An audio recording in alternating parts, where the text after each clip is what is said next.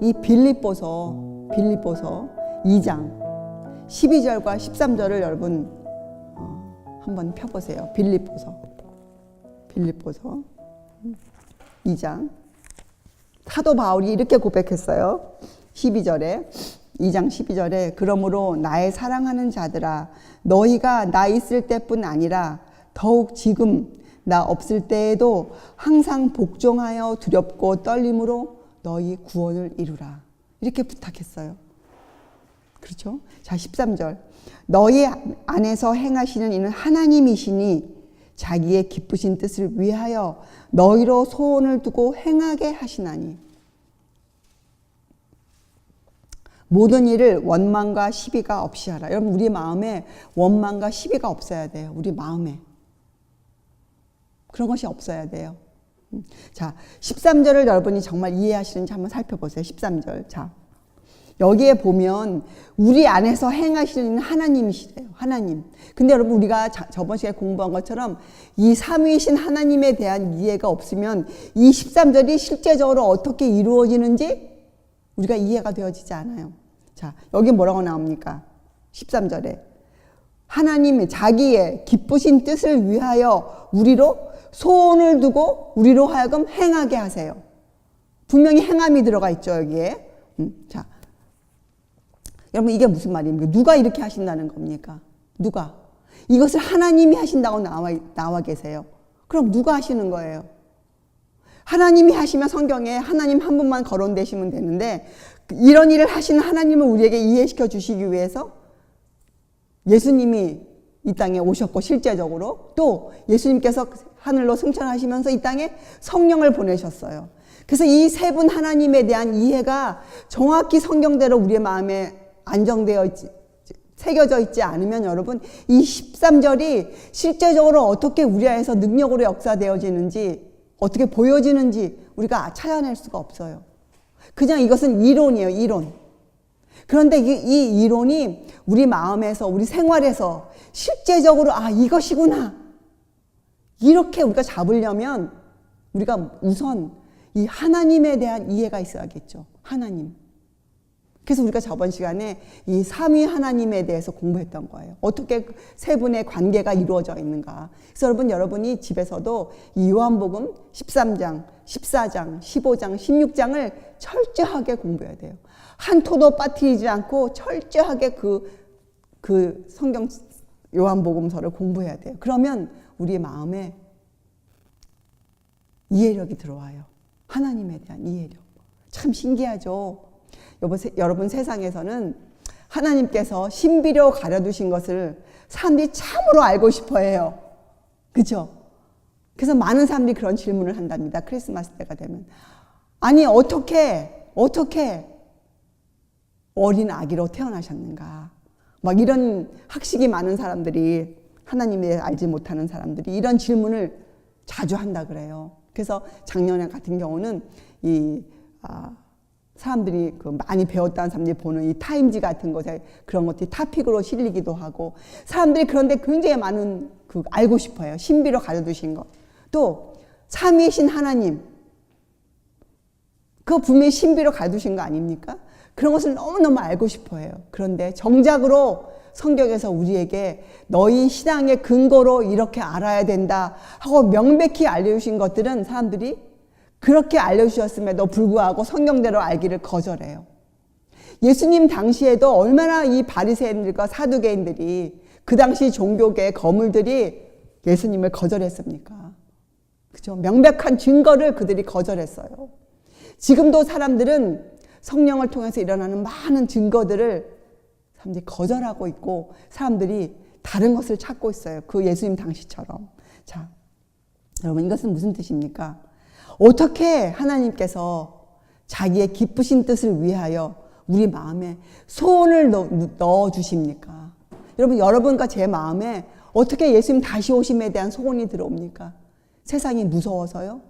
마지막 때에 있어올 그 환난이 너무 두려워서요?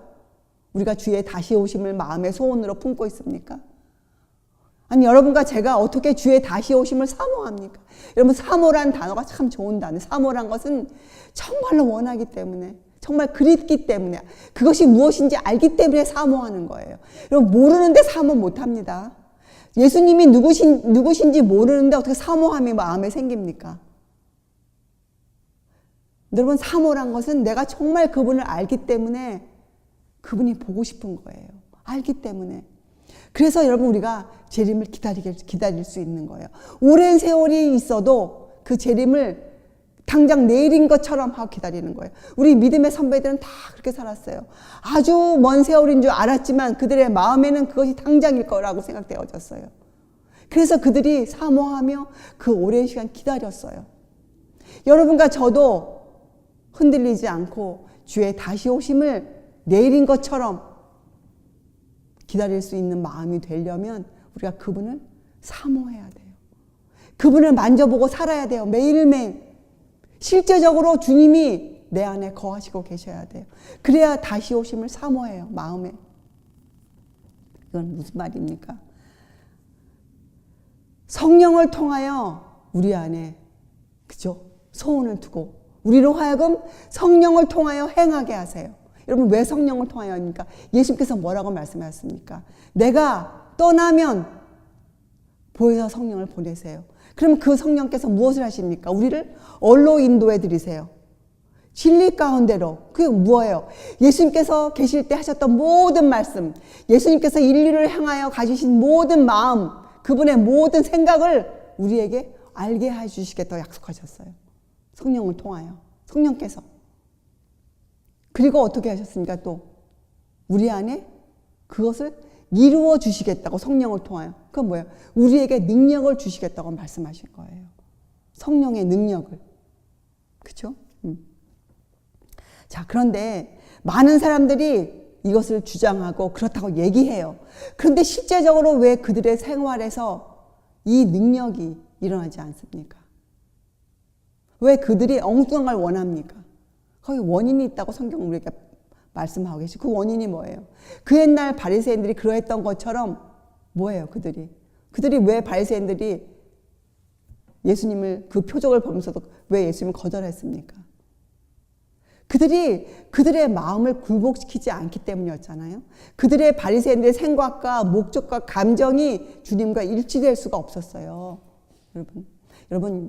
여러분과 제가 정말로 한 식구가 되려면 주님 안에서 주님을 하나님 아버지, 주님과 성령님과 하나님을 아버지로 모시고 우리가 정말 주님의 진정한 자녀가 되어서 한 몸의 지체가 되어서 우리가 하나로 움직이려면 여러분의 생각이 우리의 생각이 같아야 돼요. 정말 여러분, 우리 생각이 변해야 됩니다. 여러분과 제 안에 품고 있는 많은 생각들이 있는데 그것이 변해야 돼요. 여러분과 제 안에 새로운 이념이 뭐예요? 이념. 내가 갖고 있는 나의 생을 주장하는 생각들 아닙니까? 새로운 이념이 생겨야 돼요. 그리고 우리 마음에 새로운 충동들이 일어나야 돼요.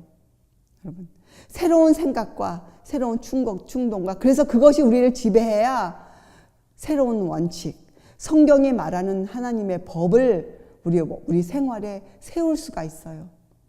여러분, 이것을 이렇게 안 하고 이것이 법이구나, 나 이렇게 살아야겠다 할 때 무슨 문제가 생깁니까? 그때 바로 내 힘이 들어가요. 내 능력이, 내가 갖고 있는 내 생각이 나를 주장하게 돼요. 이것이 지금 사람들이 말하는 행함이에요, 행함. 그래서 그것이 행함이라면 성경이 말하는 행함이 결코 아니에요. 그것은 죽지 않은 내 자아가 움직이는 것이에요. 죽지 않은 내 자아가. 근데 내 자아가 주님 안에 굴복되어지면 여러분, 우리가 어떻게 됩니까? 우리 자아가 죽었잖아요.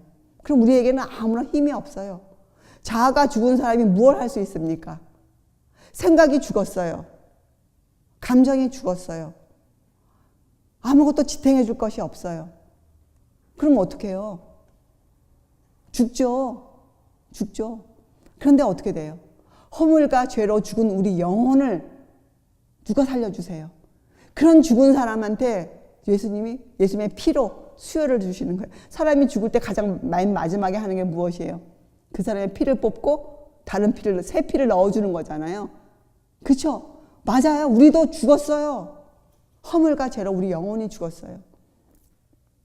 그래서 여러분, 예수님이 안 계신 생각, 감정은 정말 우리를 죽게 만들어요.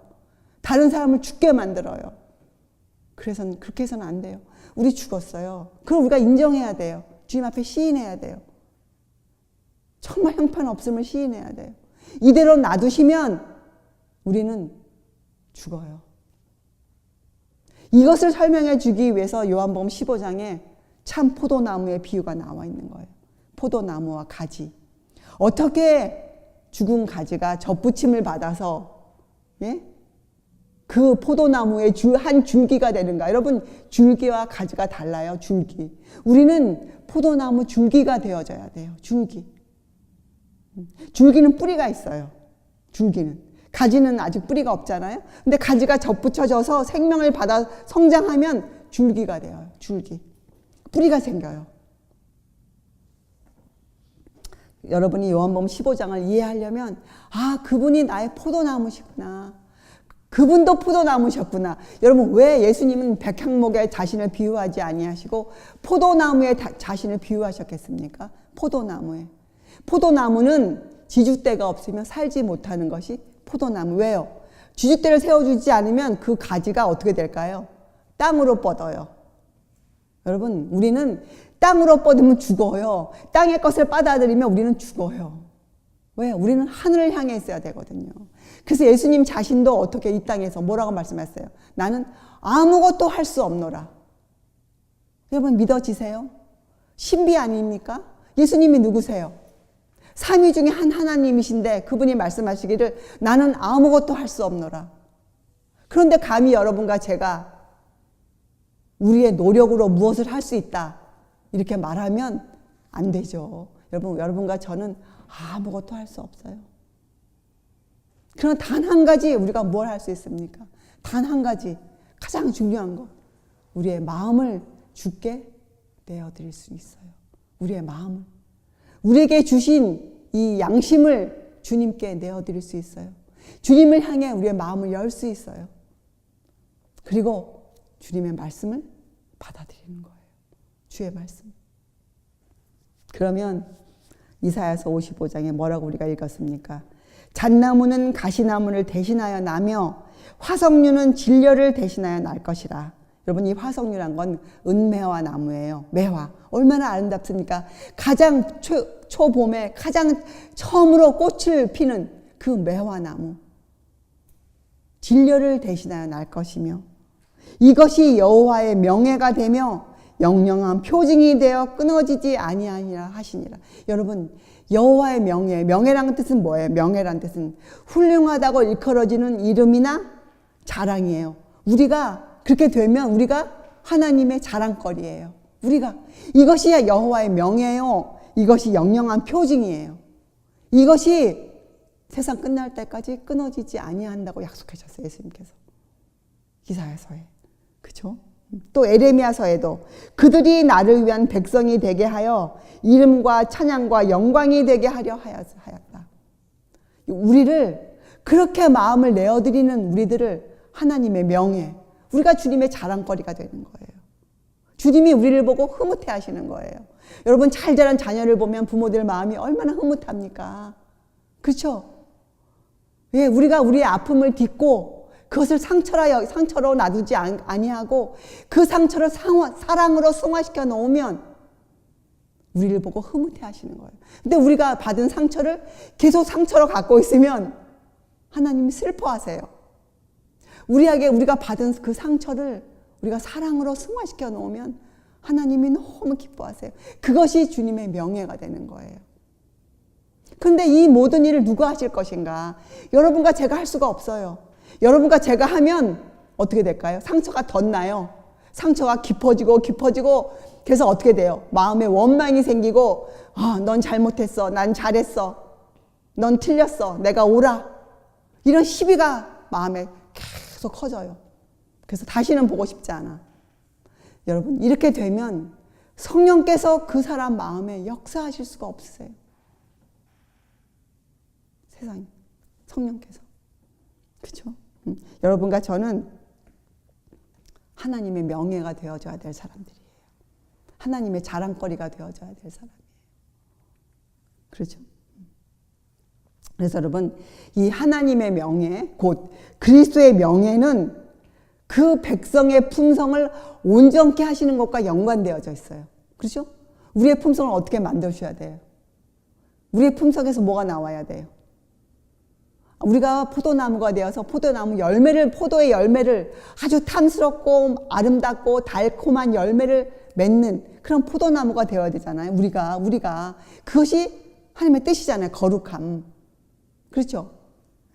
그래서 여러분, 이 우리의 품성이 온전하게 되는 것과 참으로 관련이 있어요. 그게 무슨 말입니까? 우리를 신의 품성에 참여한 자를 만들어주는 것과 큰 관련이 있는 거예요.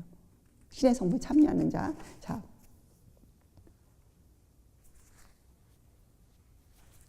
그래서 여러분, 우리가 그렇게 생명을 얻을 수 있는 유일한 방법은 뭐예요? 유일한 방법은 우리가 그 참 포도나무에 접붙임을 꼭 해야 되는 거잖아요. 접붙임을. 그래서 어린 가지가 어떻게 해요? 예. 그 수액을 빨아들여서 점점점 성장해야 되는 거잖아요. 그것이 우리가 살 수 있는 유일한 방법이잖아요. 자, 그래서 여러분 이렇게 해야 돼요. 첫째, 여러분과 저는 우리가 갖고 있는 각자의 결점이 무엇인지 여러분 스스로가 알아야 돼요. 결점. 여러분의 결점이 무엇인지 정확히 알아야 돼요. 아무리 마음이 아파도 여러분 자존심이 상해도 벌써 그럴 때 자존심이 상하는 게 문제예요. 주님께서 여러분의 결점을 알려주실 때 왜 우리가 자존심이 상해야 합니까? 당연히 알아야죠. 결점을 모르면 우리가 살아날 수가 없어요. 여러분의 결점을 자세히 노트에 적어 놓으세요. 스스로가. 나의 결점. 나의 결점. 우리 어제 저녁에도 잠깐 여러분은 그것을 어떻게 인정하고 지나가시는지 모르지만 두 형제 사이의 대화를 들을 때 그 결점이 딱 떠올라요. 그러면 어떻게 돼요? 자존심이 상합니까? 아니죠. 나에게 그런 결점이 참 있지 하고 또 우리가 자기 자신에게 그걸 알려주는 거예요. 그래서 우리는 자신의 결점을 정확히 알아야 돼요. 결점. 그리고 또 한 가지 알 것이 있어요. 여러분, 결점과 약점은 다릅니다. 결점과 약점의 차이가 있어요. 나의 결점이 무엇이며 나의 약점은 제 생각에 영어로 weak point 같아요. 약점. 약점이 무엇인지 알아야 돼요. 결점과 약점을 잘 알고 있어야 돼요. 그래서 이렇게 해야 돼요. 우리가 우리의 결점을 알면 그때부터 우리가 어떻게 됩니까? 나 정말 이거 고치고 싶다. 근데 인간 중에서 가장 놀라운 아름다운 품성을 갖고 계신 분이 누구예요? 그렇죠? 예수 그리스도 아니셨습니까? 예수님 그분 한 분이시잖아요. 그래서 우리가 어떻게 돼요? 나의 결점을 그분의 장점에 접붙이는 거예요. 나의 결점을 다른 사람의 장점이 아니고 나의 결점을 예수 그리스도의 장점에 접붙이는 거예요. 여러분, 그렇게 하려면 주님의 생애에 대해서 자세히 알아야 돼요. 주님이 생애 동안 어떤 일을 어떻게 처리하셨는지 그래야 우리가 그분의 장점을 알고 있죠. 막연한 것이 아니니까. 그죠? 그분의 장점에 내 결점을 접붙이는 거예요. 그죠? 근데 여러분 한번 경험이 있으셔야 돼요. 그런 일을 막 하다 보면요. 어떤 때 다 했는데도 불구하고 안 된 것 같은 마음이 텅 빈 허전함을 느낄 때가 있어요. 그죠? 근데 그때 어디다가 또 접붙여야 돼요? 예수님은 충만하셨어요. 그 충만하심에 접붙여야 돼요. 근데 이것을 다 하고 사는데도 시시때때로 나의 약점이 떠올라요. 연약성, 인간의 연약성, 육신의 연약함이 있어요. 이번에 제가 그걸 경험했어요. 육신의 연약함. 육체가 약해지니까 여러분 피곤하니까 성경 말씀을 읽을 시간을 잡아낼 수가 없는 거예요. 그 연약함이 떠올라요. 그때 어떻게 해야 됩니까?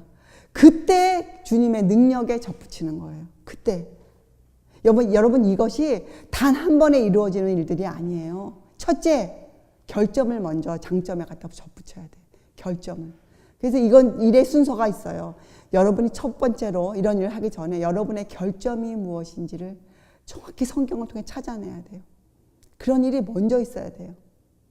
이것 때문에 성령께서 오시면 뭐 하십니까? 오시면 맨 처음 뭐 하세요? 순서적으로. 우리에게 죄를 알리시죠. 죄. 여러분, 죄를 안다는 것은 다른 말로 하면 자기의 결점을 안다는 거예요. 자기의 결점과 약점을 깨달아 간다는 거예요. 죄. 근데 죄를 깊이 알아가면 알아갈수록 나에 대해서 나중에 뭐까지 알게 됩니까? 이 인간의 연약성을 알게 돼요. 인간의 연약성.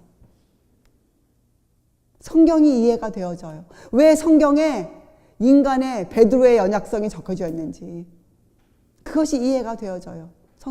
성경에 왜 사도 바울의 연약성이 적혀져 있는지가 이해되어져요.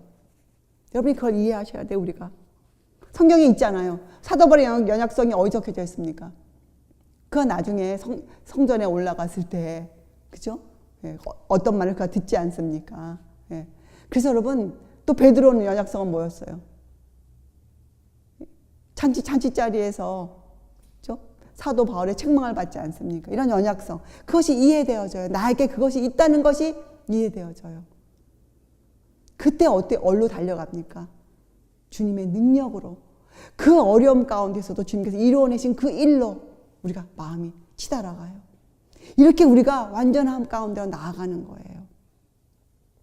그리고 여러분, 이렇게 한번 이루어진 이 연합은 어떻게 돼야 될까요?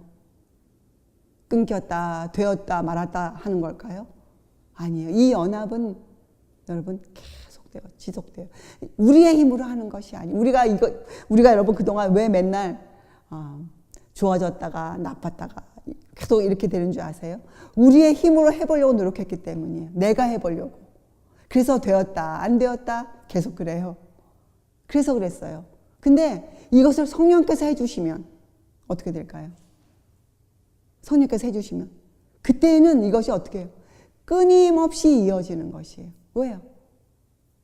내 힘으로 하는 것이 아니잖아요. 하나님의 힘으로 이루어지는 일들이잖아요. 내 형편이 어찌하든지 간에 그 일을 이루어지는 것이에요. 자, 그래서 여러분, 우리가 포도나무에 붙어 있지 않으면 어떻게 해요? 가지는 살 수 없어요. 그렇죠? 죽어요. 그리고 포도나무에 붙어 있어서 조금이라도 가시를 맺으면 어떻게 될까요? 그때부터 어떤 일이 벌어질까요? 요한복음 여러분 15장을 보세요. 어떤 일이 벌어지는지. 여러분 요한복음 15장에는 놀라운 말씀이 있어요. 이렇게 돼 있어요. 15장 2절에 물은 내게 있어 과실을 맺지 아니하는 가지는 아버지께서 이를 제해버리시고 무릇 과실을 맺는 가지는 더 과실을 맺게 하려 하여 뭐라고 나와 있습니까? 일을 하시는 일. 여러분 왜 우리에게 아픈 일들이 생깁니까? 왜요? 그것은 아버지께서 무슨 일을 지금 하시는 거예요? 가지 치는 일을 하시는 거예요. 가지 치는 일. 여러분 땅에 늘어붙는 가지는 어떻게 해야 될까요? 빨리 찾아내어서 잘라줘야 돼요. 왜요? 가지 죽으라고 자릅니까? 아니에요. 그 가지를 왜 자릅니까? 그 가지가 하늘을 향해 뻗어갈 수 있도록 가지를 잘라버리세요. 우리의 마음이 자꾸 세상 것으로 갈 때마다 어떻게 하십니까? 하나님께서 자르세요.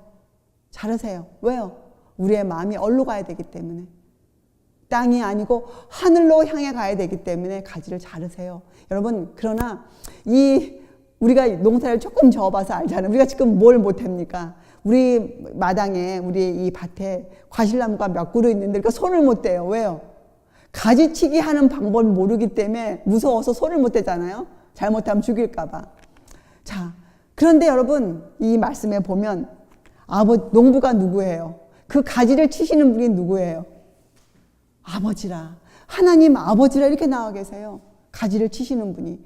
여러분께서 우리는 가지를 침을 당할 때 아파요. 왜 아픕니까? 우리가 왜 아픕니까? 우리는 앞을 못 보는 장님들이잖아요. 앞을 못 봐요. 우리의 믿음이 아직 앞을 못 봐요. 우리의 믿음이. 그래서 어떻게 해요? 가지를 칠 때 우리가 아파요. 그렇죠? 그런데 우리의 모든 것을 아시는 분께서 또 사랑이 많으신 분께서 어떻게 해요? 가지를 치시는 거잖아요. 그래서 우리가 그때 뭘 해야 됩니까? 믿음으로 참아내야 돼요. 그래서 믿음이 커지면, 믿음이 강해지면 어떤 일이 생길까요? 그래서 어떤 일이 생겨요? 믿음이 강해지면 폭풍과 쳐불어도 어떻게 될까요? 쓰러지지 않는 거예요. 아프지만 쓰러지지 않아요. 또 심지어는 더 믿음이 강해지면 그 아픔도 느끼지 못해요. 상처가 생기지만 그 상처로 남아있지 않아요. 상처를 이겨내요. 상처를 아물어요. 상처를 아물어지게 하고 더 어떻게 적극적으로 나아가요. 적극적으로. 그래서 여러분 이런 글이 있잖아요. 복음은 예수님께서는 제자들을 위하여 결코 쉬운 길을 제시하지 않으셨다. 그렇게 적혀져 있어요. 우리에게 놓여져 있는 길은 쉬운 길이 아니에요. 쉬운 길이 아니에요. 그래서 여러분 복음은 결코 쉽게 전파되는 것이 아니에요. 우리 생애에서 복음의 열매를 맺는 것도 결코 쉬운 것이 아니에요. 복음은 반대와 핍박과 고통 가운데서 열매를 맺게 될 것이에요. 복음은 어떻게 해요? 우리가 그 안에서도 적극적으로 투쟁함으로써 우리가 그런 아픔이 있지만 그런 어려움이 있지만 우리가 어떻게 해요? 적극적으로 사는 거예요. 적극적으로 그 죄와 싸우는 거예요. 그래서 우리가 세상에 뭘 증거합니까? 그 악의 초자연적인 능력, 사람 마음에 어찌할 수 없는 그 이기심, 본성이 바뀐다는 것을, 그것을 세상에 증거하는 것이에요. 그래서 예수께서 뭐라고 말씀하십니까? 뭐라고 말씀하세요?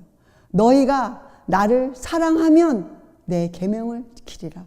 그래서 여러분 요한복음 15장을 읽어보면 아버지의 계명과 주님의 계명이 같아요. 그런데 주님의 계명은 서로 사랑하라. 새롭게 이해되어져야 되기 때문에 새 계명이에요.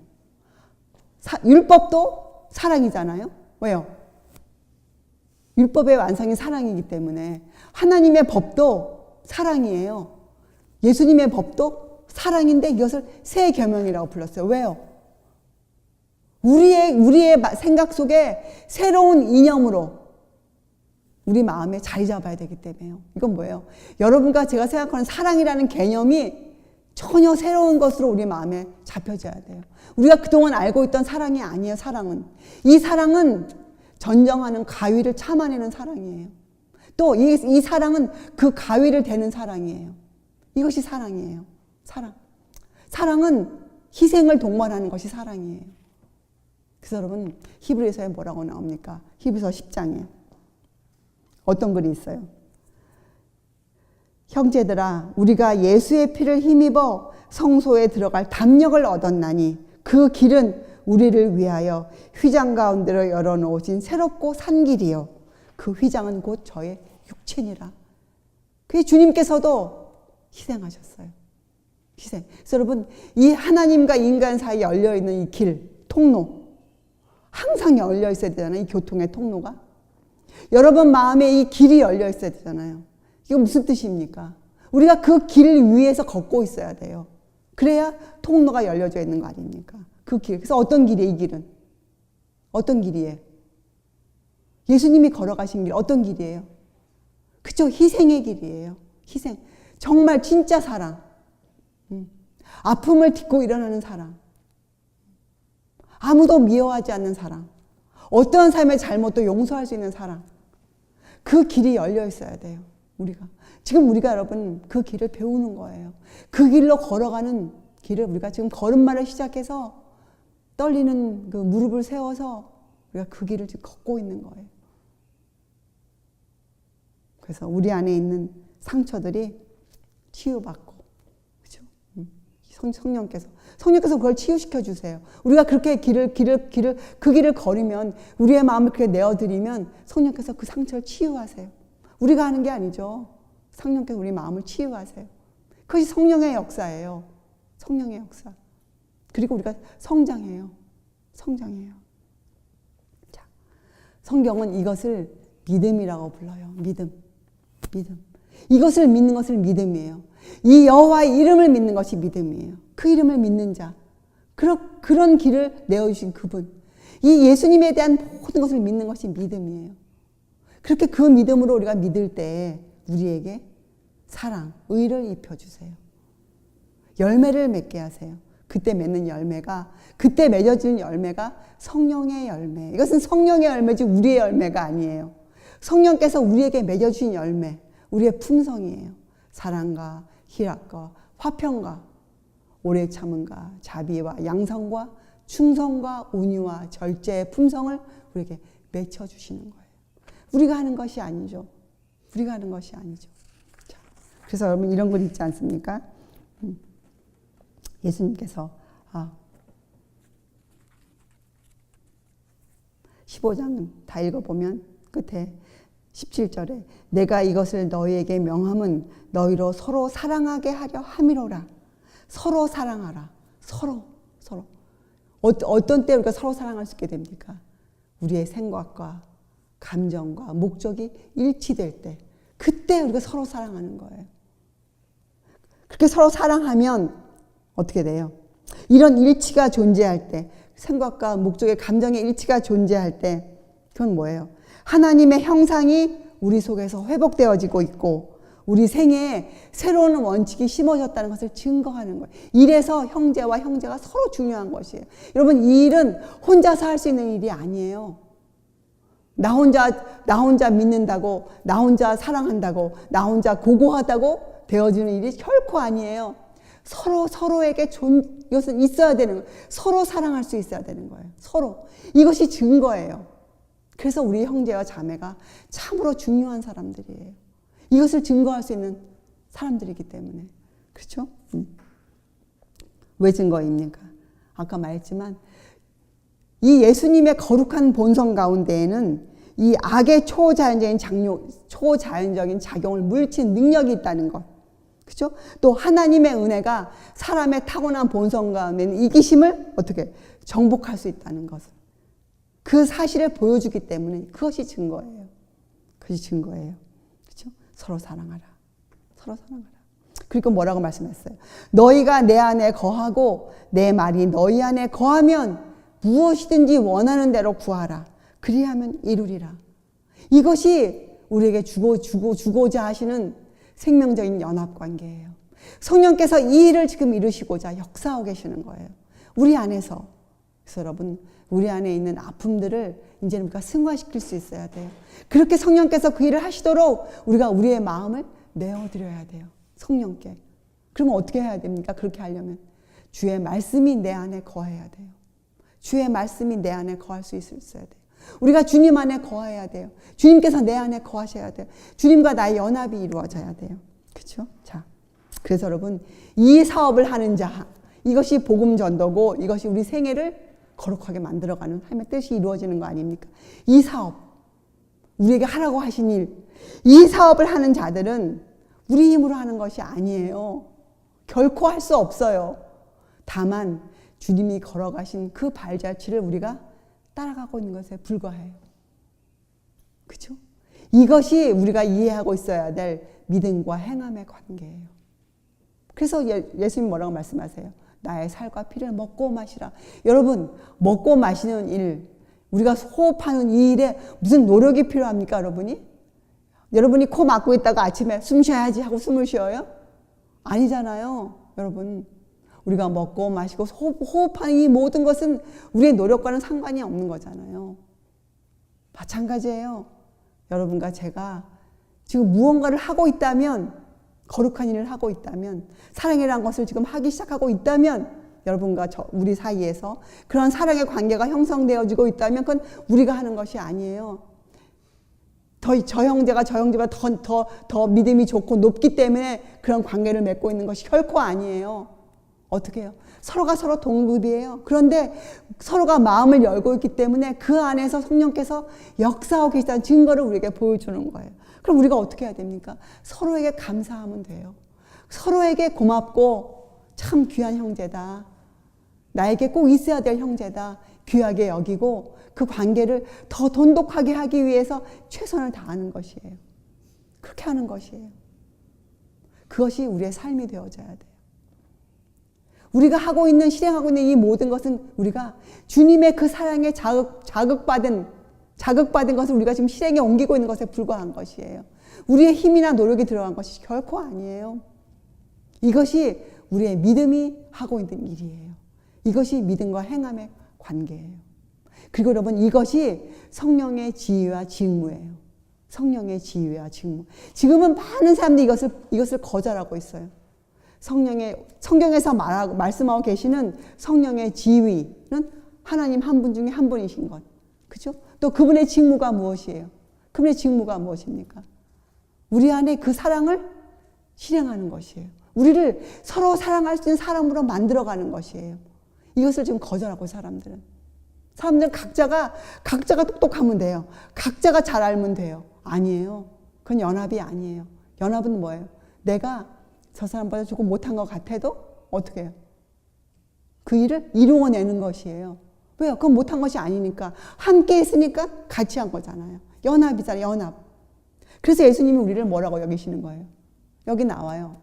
이제 너희는 나의 종이 아니라 너희는 나의 친구라. 그것이 친구예요. 친구. 나의 친구라. 예수님은 우리를 형제라 부르시기를 부끄러워하지 아니하셨어요.